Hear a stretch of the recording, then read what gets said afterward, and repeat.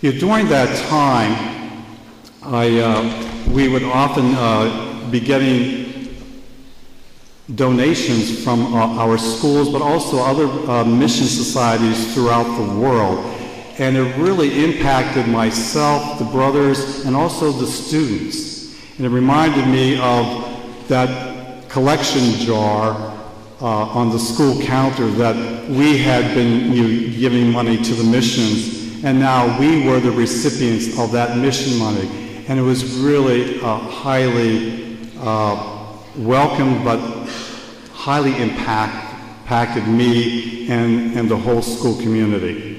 Even to this day, when I hear about the missions, I always think of that, is that here are people who did not even know us, know me, and yet had been giving donations in the hope that it was going to the right place. So, Jesus lived his mission by word and witness, and there was so much witnessing going on at that time with the people that were living on our property and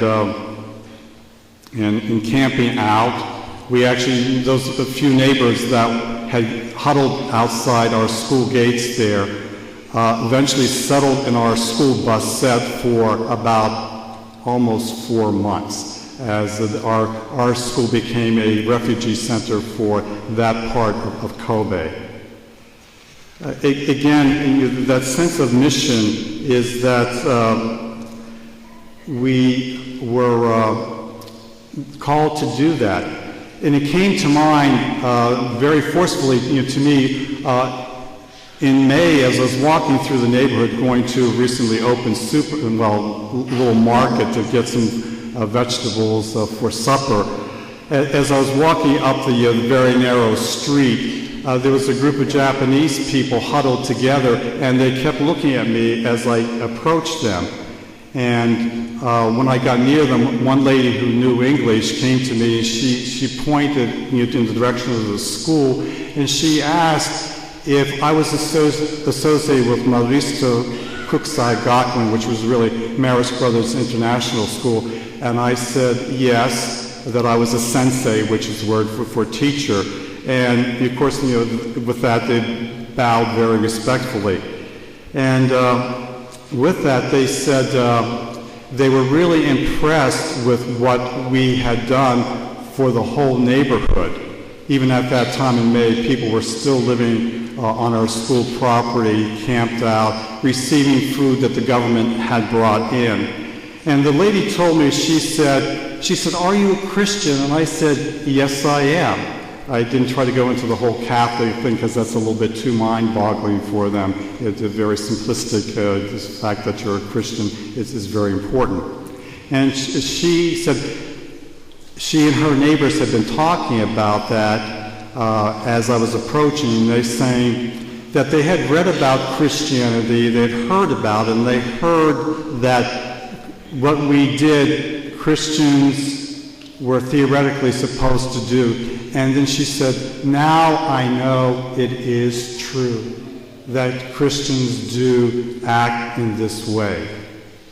And she said something to me that was very kind of moving in the sense, because I always found the Japanese very polite but also very giving. But she said, I'm not sure if the Japanese would have done the same thing. She said, if you had kept your gates closed, we would not have said anything. And we would have no resentment towards you. Because, first of all, you are foreigners. And it's also private property. The Japanese are highly respectful of private property. So the fact that we opened the gates immediately and had within 3 hours hundreds of people beginning to camp out really blew their minds that we would do this, because it was our house, our home, and yet we were able to do that. But as brothers, we said this is our mission. This is what we are to do as witnesses to our faith and to Jesus' message. So Again, it's something I will never forget. So you and I here are missionaries wherever we go.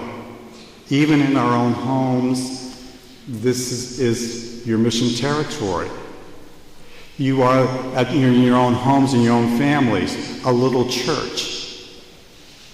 And each day Christ seeks to be born anew in us. Can we be open to that? Can we allow the Christ to be born in us and to be able to also see the Christ in others? And this was really what our founder really wanted us to do, is to go out to all the world to make Jesus known and loved. That was his exact quote. Brothers, to make Jesus known and loved. That is our mission. So in ending, I'd like to, first of all, thank you for any contributions that you might be able to make. But more importantly is please pray for the brothers and other missionaries throughout the world. Our Superior General in the past 6 years has sent out a call to the brothers throughout the world, the Marist brothers. We're about 4,000 in about 80 countries. He asked if he could get 100 brothers to go to countries where we are where we are not presently in mission.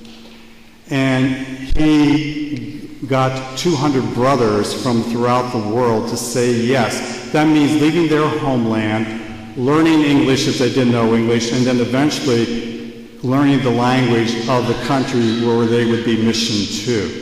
And the program is going very well. And we've asked each of our schools to adopt a brother in a particular country, and that program is going really quite well.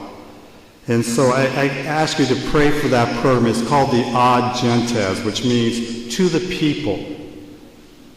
And so, again, as Marcelin Champagne's, our motto for the brothers is all to Jesus through Mary, all to Mary for Jesus. So it's all about Christ. And so I ask you again to keep us in your prayers. And I pray for you in your mission here at St. Catherine of Sweden. You have a beautiful church. I sense already that you have a very prayerful community. It's also wonderful to see people singing. And you have a great music group here. And so, I thank you for this opportunity, to be with you here this afternoon and to share this liturgy. So God bless you and many blessings upon you. Thank you.